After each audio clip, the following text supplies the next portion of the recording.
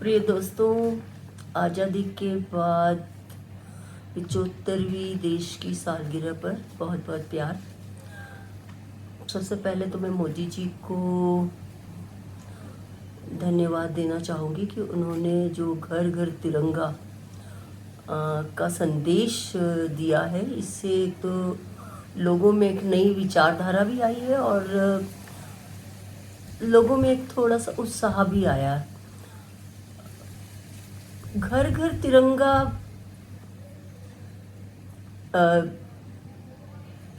एक इसने एक बहुत सारे एक रोजगार को पैदा किया। और जब मैं सोचती हूँ तो रोजगार के मतलब इससे बहुत लोगों को एक्स्ट्रा इनकम हुई है, क्योंकि अगर हम एक ही तिरंगे की बात करें तो एक तिरंगे से तो हमें कोई ऐसी इनकम नहीं होती है, पर जब आप घर घर तिरंगा लाखों तिरंगे बन रहे हैं तो एक तरह से आपने उद्योग को खोल दिया। और अगर हम गहराई से विचार करते हैं तो देखिए आप कि कपड़ा बनाने वाली फैक्ट्री एक्टिव हो गई।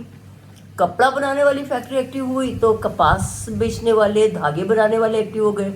मंडियों का मार्ग ज़्यादा प्रशस्त हुआ। फिर आप मंडियाँ हुई तो मीडिएटर खड़े हो गए, मीडिएटर खड़े हुए, ट्रांसपोर्टेशन बढ़ा तो कलर फैक्ट्री बढ़ी, कलर फैक्ट्री थी, ब्लॉक बनाने वाले की फैक्ट्री चली तो डंडे बनाने वालों की फैक्ट्री भी खड़ी हो गई, क्योंकि एक डंडा नहीं था, करोड़ों में डंडे थे। और डंडे चले तो सिलाई वाले, घर घर में सिलाई होने लगी। और सिलाई का जब हुआ तो बेचने वाला माहौल बना। और जो होलसेलर थे, रिटेलर थे, तो उसके बाद में छोटे छोटे वेंडर, तो इस तरह से लाखों लोगों को एक दिन के झंडे ने काम दिया है।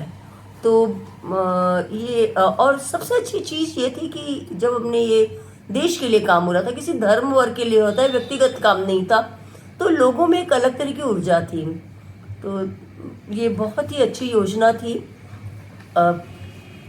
जब मोदी जी का सुबह भाषण ख़त्म हुआ और मैंने सोचा कि एक इंदौर का चक्कर लगाना चाहिए और देखना चाहिए कि ये घर घर तिरंगे का लोगों के ऊपर कितना असर हुआ है।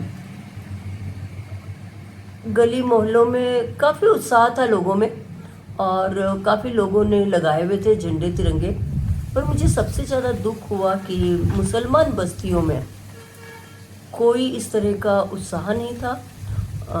खजराना वगैरह जैसी जगह को थोड़ा ठीक था, और बड़े बड़े प्रतिष्ठान जैसे नफीस बेकरी है, पाकीजा है और इस्लामिया करामिया और कुछ अस्पताल हैं, उनको छोड़ के आम मुसलमान जनता को कोई मतलब ही नहीं था, कोई लेना देना ही नहीं था। हाँ, जैसे थोड़े से नेता वेता भी ठीक थे। बहुत मुझे दुख भी हो रहा था और ठीक भी नहीं लगा था। उसके बाद में मुझे एक सबसे बड़ा आश्चर्य तब हुआ कि पलासिया थाने के ठीक सामने बिल्कुल बीचों बीच एक बहुत बड़ी जगह एक्वायर करके एक मजार जैसा कुछ बना हुआ है, वो मस्जिद के ठीक सामने। वहाँ एक खूब ऊंचा हरा झंडा लटका हुआ था। आसपास बहुत सारी मुसलमान दुकानें हैं, किसी दुकान पे एक झंडा नहीं था, ना ही उस जगह पे। वहीं पर बहुत सारे मंदिरों में भगवा झंडा के तो था ही, और साथ में तिरंगा झंडा भी था। मैं मुसलमानों को एक बात कहना चाहती हूँ कि धर्म अनुशासन और समाज को जोड़ने के लिए होता है। धर्म आपको खाना पीना, उठना, दौड़ना, ये सब कुछ नहीं देता है। ये जो आप दिन भर सड़कों पे भागते हो, कमाते हो ना, और एक सुकून भरी जिंदगी जीते हो, ये सब होता है सुप्रशासन से। अगर धर्म ही सब कुछ होता तो आज अरब देशों के लोगों को भारत देश में आके धर्म की तलवार पे लोगों की मानसिकता को बदलना की कोई जरूरत नहीं थी। वो सिर्फ उनको तलवार से डरा करके अपने फेवर में करना चाहते थे। ऐसा लगता है कि बड़ा एहसान फरोश है यार आप लोग।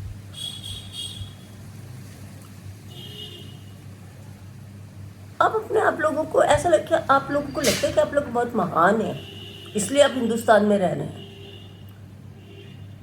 ऐसा नहीं है। हाँ, ये बात है कि आप अच्छे कलाकार हैं, पर कलाकार होने से पेट नहीं भरता। मैं एक उदाहरण बताती हूँ। बनारस, जो बनारसी साड़ियाँ बनती है, 90% मुसलमान बनाते हैं और बहुत उम्दा कारीगर हैं। उन्हें खरीदता कौन है? उन्हें सिर्फ हिंदू खरीदते हैं। दूसरा उदाहरण बॉलीवुड का है। बॉलीवुड में बहुत अच्छे मुसलमान कलाकार हैं, पर उन्हें कौन प्रेरित करता है? उनका उत्साह कौन बढ़ाता है? उनके दर्शक, उनको उत्साह बढ़ाने वाले मुसलमान नहीं, हिंदू ज़्यादा होते हैं। तो मैं आपको एक बात बोलूं, ये आप है ना 5 वक्त की नमाज और मस्जिदों में जा पढ़ना बंद कर दीजिए, क्योंकि अगर आप, कोई फ़ायदा नहीं है। क्योंकि अगर आप, ये फिजूल है। क्योंकि अगर आपको ये धर्म अच्छाई नहीं सिखाते, नफरत सिखाते हैं, तो क्या मतलब है? एक बात और मैं आपको बताती हूँ कि मुसलमान में भी सिर्फ 50% मुसलमान ईमानदार होंगे, समझदार होंगे और सच्चे भी होंगे, पर 50% तो चापलूसी होंगे। और वही स्थिति हिंदुओं की। तो ये तो एक इंसान का, इंसानी आदत है ना, जो प्रकृति ने दी है। तो आप नफरत कैसे कर सकते हो भाई? कोई अपने धर्म के नाम पे आप अपने घर और देश से थोड़ी नफरत कर सकते हो, क्योंकि धर्म आपको खाने को थोड़ी देगा।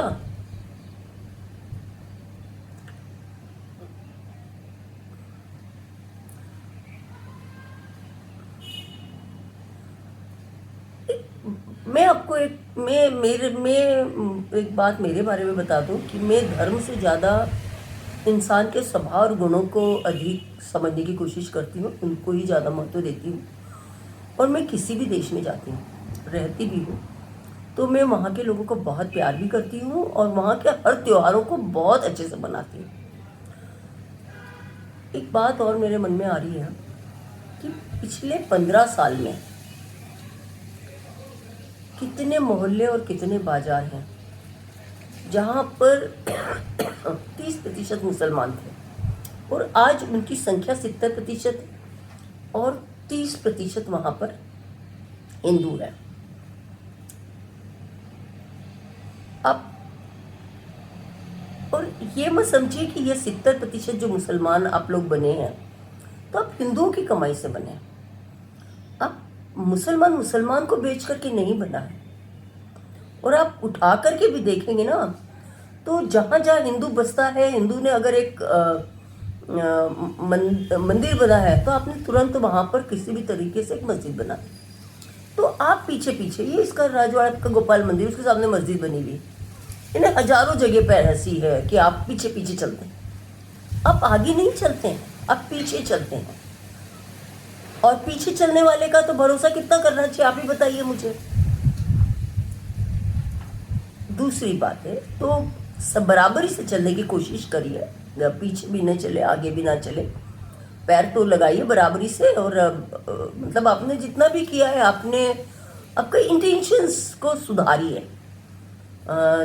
मैं एक बात और, हाँ, मैं ये भी आपको बता दूं कि ये जो सब मैं बोल रही हूँ ना मुसलमानों के लिए, जो भी देखो, मैं पैदा पली बड़ी बॉम्बे बाजार भी हुई हूँ, और उस समय में भारत नया नया अलग भी हुआ था, मतलब पार्टीशन भी हुआ था, और सब बहुत बुरी तरह से परेशान भी थे। और हमारे बॉम्बे बाजार में जितने भी मुसलमान थे, एक दो को छोड़ दो आप, बाकी के सारे या तो पंचर सुधारने वाले थे, साइकिल की दुकान थी, या फिर वो ठप्पा लगाने वाले थे, या वो गोटा जलाने वाले थे, पतंग बनाने वाले थे, या पहलवान थे, या वो चंदी बजाने वाले, तबला बजाने वाले। उदयपुरा में पूरा वेश्याएं रहती थी, या मटन बेचने वाले, या वो आगरा होटल जैसे कोई 2-4 होटल। बाकी का मुसलमान लोगों का कोई, मतलब कोई बहुत बड़ा स्टेटस नहीं था। पढ़े लिखे भी बहुत कम थे। तो मुसलमान लोगों की कोई स्टैंडिंग नहीं थी। बाजार भी बहुत छोटे थे मुसलमानों के। कोई प्रेस रिकॉर्ड बहुत छोटा था। और आप लोगों का आज भी जो स्तर, और मैं ये सब मेरी सब कुछ यानी आपका करबला से लेके ताजी एवरीथिंग, मतलब हम में कोई अंतर नहीं था। मैं और मुसलमानों में कोई, हम लोग कभी ऐसा डिफरेंस नहीं था, क्योंकि बॉम्बे बाजार में ही रहते थे और पहले कोई इतना सोचता भी नहीं था। तो आप लोगों का जो, आज आप थोड़े बड़े हो ना, तो सिर्फ हिंदुओं के कारण बड़े हो, क्योंकि ये बात आपको बिल्कुल स्पष्ट समझ जाए।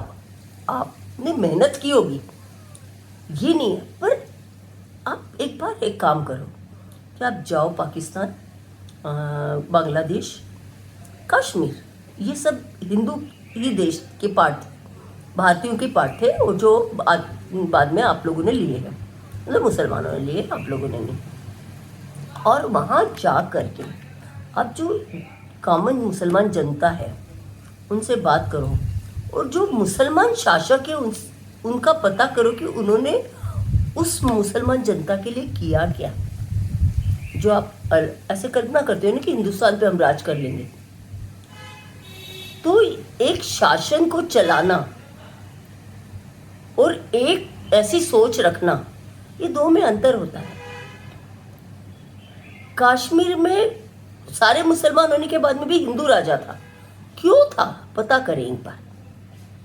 तो ये एक जो चीज है, आप उठा के देखो कि कश्मीर की स्थिति क्या बना के रखी थी, सिर्फ आतंकवादी, और आज पाकिस्तान की भी स्थिति क्या है मैंने, तो ये चीज को एक समझने की कोशिश करें। तो मेरा यही है कि जिस थाली में खाएं उसको छेद ना करें। धर्म को एक व्यक्तिगत तौर पे आप अच्छे अनुशासित इंसान बने, आप एक जीवन को समझे उसी आधार पे, और समाज के अपनी एक समाज बन जाती है। आप जिस भी धर्म पे जाते हैं तो एक वहाँ तक ही धर्म को समझने की ज़रूरत है, उससे ज़्यादा तो धर्म का ज़रूरत नहीं है। और आज के युग में तो हम झूठ ना बोले, चोरी ना करें, उतना ही धर्म बहुत है, और सेल्फ डिपेंडेंट रहे तो उतना ही धर्म बहुत है, साफ़ सुथरे रहें, ज्ञान बढ़ाएं। तो मेरा आपसे लोगों से, सारे मुसलमानों से यही है। अब मैं ये बताना चाहती हूँ कि इतने दिनों से मेरे को सब कह रहे थे कि आप आजकल सोशल मीडिया में बिल्कुल गायब हो गए।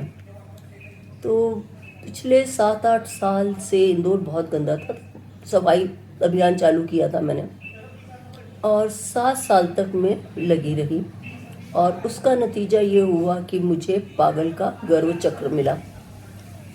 और इस बीच में मैंने बहुत, मतलब खतरनाक मानसिकता है, इससे मुझे भिड़ना पड़ा।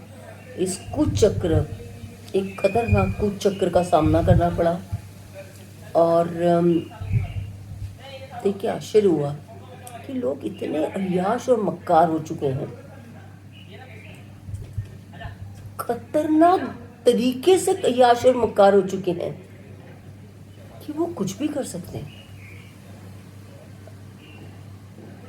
खैर, इंदौर तो साफ भी हो गया, सुंदर भी हो गया, पर मैं बीमार हो गई। मुझे बहुत एक्यूट अस्थमा हो गया, और इंदौर में डॉक्टरों पे मेरा पूरा भरोसा ख़त्म हो गया। मैंने 1 साल से मैं जो अपने मतलब मन और शरीर का जो नुकसान हुआ था उसी को मैं ठीक ठाक करने में लगी हुई थी। एंड एक बात और मैं हिंदुओं से कहना चाहूँगी कि एक जो आप इतनी बढ़ाई करते हैं ना, ऐसी बढ़ाई के पुल बांध देते हैं कि अरे आप इतनी बढ़ाई करेंगे और ये मेरा देश महान है और ये तो ऐसा है और इसमें सोने की चिड़िया थी, और फिर उसके ऊपर अरे हमारे यहाँ तो ये था और उस व्यक्ति ने तो इतना किया था और ऐसा था और वैसा था। ये करना, ये बंद करो यार। आपको पता होना चाहिए कि आप लोगों को उकसा रहे हो कि हम इतने सुंदर हैं, आओ देखो, लूटो हमें, आओ वेल, मुझे मार वाले काम हो रहे हैं। तो अरे बढ़ाई तो सिर्फ आंखों की ठीक होती है, शब्दों की बढ़ाई तो हमेशा खतरनाक होती है। और वैसे ही हम इतने सारे देवी देवता किसी के बारे में सही जानकारी देना ठीक है, पर जबरदस्ती ये पुल बांधना, वाह भाई के इसको बंद करो। इससे अरे माँ भी बच्चे की बड़ाई करती है ना तो बच्चा बीमार हो जाता है। तो अपने देश के लिए सच्चे बनो, अच्छे बनो, दैट्स वेरी इंपॉर्टेंट। बजाय ये है कि जबरदस्ती ये प्रशंसाओं के पुल बांध बांध करके एक तो लोगों को मतलब अननेसेसरी का आप वो चढ़े के झाड़ पे चढ़ा रहे हो। जो अच्छा है वो अच्छा ही रहेगा, उसको वो कोई आपके लिए थोड़ी ना काम कर रहा है, वो तो काम कर रहा है क्योंकि उसको करना है, उसको आदत पड़ी हुई है, वो अपने मानसिक रूप से तैयार हो चुका है, आपके कहने और नहीं कहने से थोड़ी ना कर रहा है वो। तो ये जो इतनी अति प्रशंसा की जो बातें करना है उसको बंद करो यार, ये मेरा एक नम्र निवेदन है। और स्वतंत्रता 75वें स्वतंत्रता दिवस पे बहुत सारा प्यार and enjoy the life. Bye.